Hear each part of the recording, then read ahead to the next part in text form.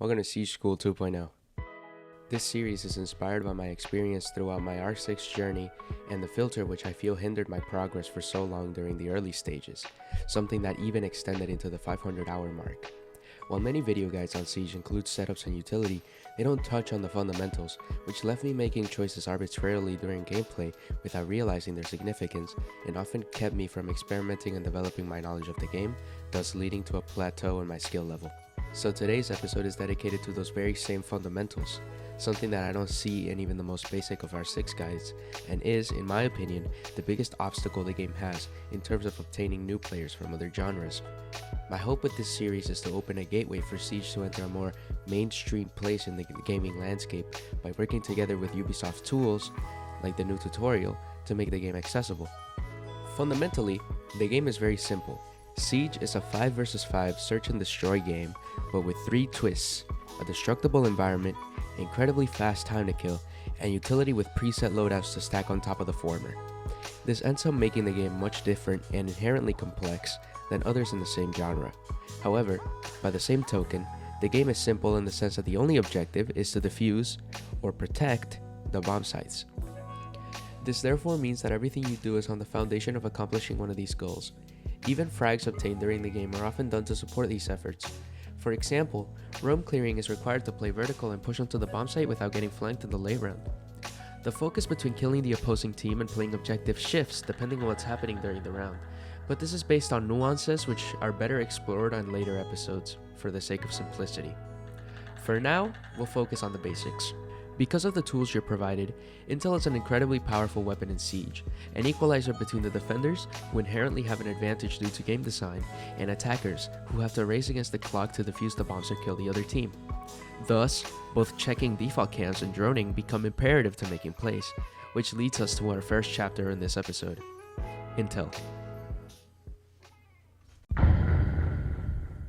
On defense, default cams can become the downfall of an attacking team. If you're fighting a team who fails to shoot default cams, you can see exactly what they're doing at all times and make plays based off of this knowledge. For example,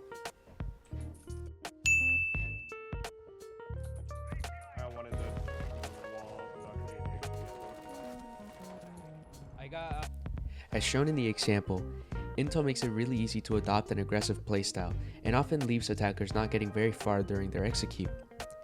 On the other side of the same coin, droning can be an invaluable tool to break down a defense. If the defenders don't shoot your drones during prep phase, you're left with tools that can tell you exactly where they are, what they are looking at, and vulnerabilities in their defense. And here I'll give you guys an example of these principles. As you can see, it's a 1v3 and we're in the cafe roof. Mind you, this is a custom game just to explain the concept of droning. As you can see, I have a couple of pre-placed drones around the map. The defenders didn't shoot them, so I have a whole network of drones to figure out how I'm going to execute. This drone on red will watch my flank while I go into piano from the red hatch. Next, I have to figure out where the other 2 defenders are. I'm mostly worried about the mirror window because if there's somebody playing behind it, there is no way in hell that I'm taking control of piano. Luckily though, both piano and the mirror window are completely clear, and none of the defenders are watching this area, which means that it's completely open for me to take space. I opt to use a hard breach charge on the piano wall because I know that there is a bunch of utility to my left, and taking piano from cigar leaves me exposed to many more angles than I would be comfortable in this situation. Next, I check the flank cam. Knowing that I made way too much noise from the dropped hatch and the hard breach charge, Mossy probably thinks I'm not looking for him, and he can take this moment of opportunity to end the round. And that's why pre-placing cams on prep phase is so important. You can have many cams that set you up for plays like this. Next up, from checking the Bravo drones that were left behind by my teammate, I know that Fenrir is playing white, and there is still nobody on this mirror shield. So here, I take the opportunity and kill him, even though I whiff on him. The last defender left is Mira. Now, deductive reasoning lets me know that she's in cocktail because there's nobody in piano, the Mozzie was the one that playing downstairs, and the Fenrir was the only person on white. There is only one place for Mira to be left in, and that would be cocktail bar. However, since I don't want to face check anything, just in the off chance that she's not where I think she is, I use my leftover drone to clear her out. And that's why drones are such an optimal tool to allocate your resources, aka your utility, and realize where the defenders are weak. On top of all this, Intel can make 1v1s completely unfair with utility like nades, impact nades, and C4s. Using Intel, you can figure out where your opponent is on the vertical and destroy them without even giving them a chance to fight back. Guys, real quick, since it took me so long to get this video out, the information regarding nades will no longer be accurate, since as of Operation Deep Freeze, you can no longer cook them. The information regarding Defender utility will still be true though.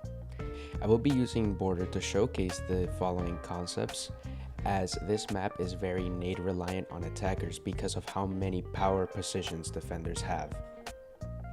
As you can see, I've spotted an opportunity to get a pre-placed drone on this very powerful spot, looking over half wall.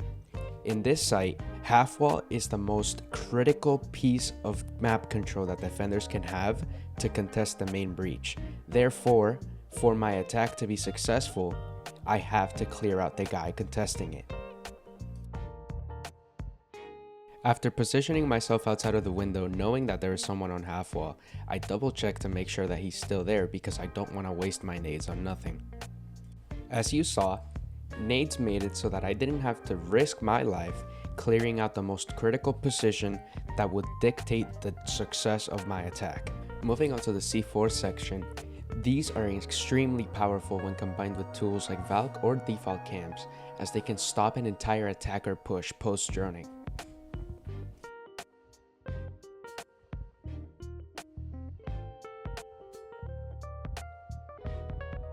And this utility shares the same principle as nades. You do not need to risk your life in order to get 2 kills or more or less that completely turn the tide of the round.